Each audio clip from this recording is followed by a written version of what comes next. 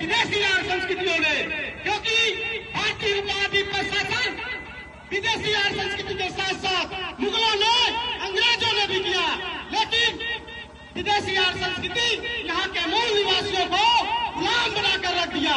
इसलिए मैं कहना चाहूंगा इतना ही, हमारे बीच छत्रपति साहू जी महाराज का चित्र है जो पिछले दलितों आदिवासियों के लिए एक ऐसा व्यवस्था शुरुआत करके गया जिसके व्यवस्था पर चलते हुए हम सभी मंचों पर, सार्वजनिक स्थानों पर, राजनीतिक संस्थानों पर, आर्थिक स्थानों पर धीरे धीरे कब्जा कर रहे हैं। लेकिन इस भारतीय उपमहाद्वीप पर जब शासन करने का मौका विदेशी और संस्कृतियों को मिला तो उन्हें समानता, स्वतंत्रता विचार और मानवतावादी मूल्यों पर काम करने की विचार इस देश के मूल निवासियों को अछूत करार दिया, उन्हें गुलाम बना दिया, उन्हें संपत्ति से दूर कर डाला, उन्हें राजनीति से दूर कर डाला, उन्हें मंदिर से दूर कर डाला और जितने भी प्रगतिशील सामाजिक व्यवस्था थी उसे दूर कर डाला। यही लड़ाई है।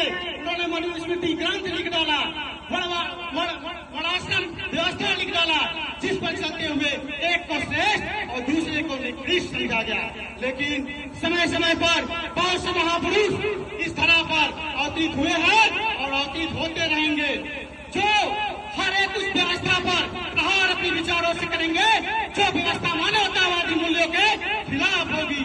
छत्रपति साहू जी महाराज बिना किसी भेदभाव के, बिना किसी वैमनस्यता के सभी समुदायों के बच्चों के लिए शिक्षा की व्यवस्था की, छात्रावास की व्यवस्था की, उनके लिए स्कूल स्थापित किए और उन्होंने एक शाही फरमान जारी किया।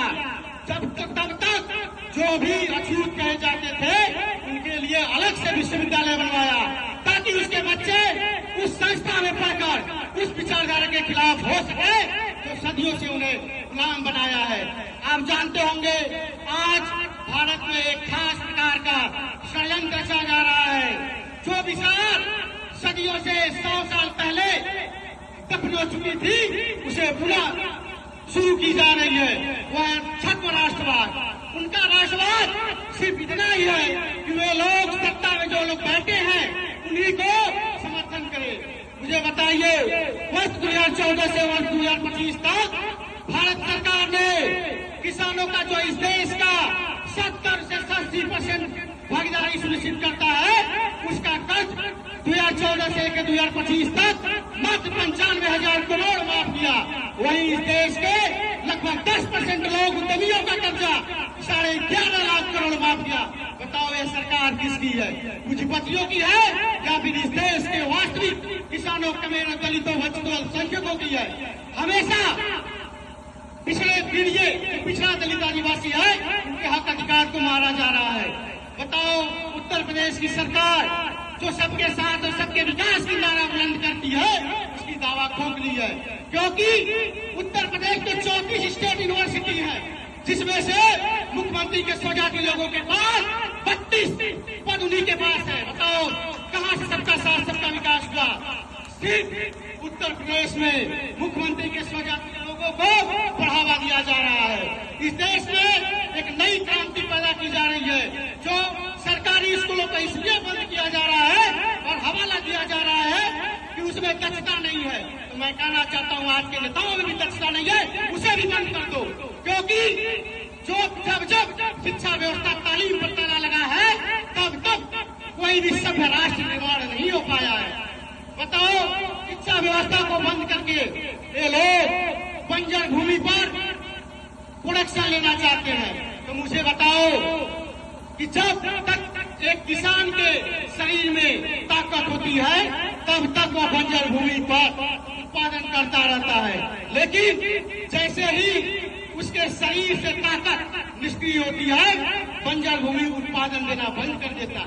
ऐसे ही प्राइवेट सेक्टर की नौकरी है, जब तक आपके धमनियों में दौड़ने वाला लहू कार्य करता रहेगा तब तक आपको नौकरी पर रखा जाएगा। उसके बाद आपको ठीक वैसे ही उठा कर फेंक दिया जाएगा जैसे किसी दूध में मक्खी पड़ा हो तो बड़े आसानी से छान कर निकाल दिया जाता है।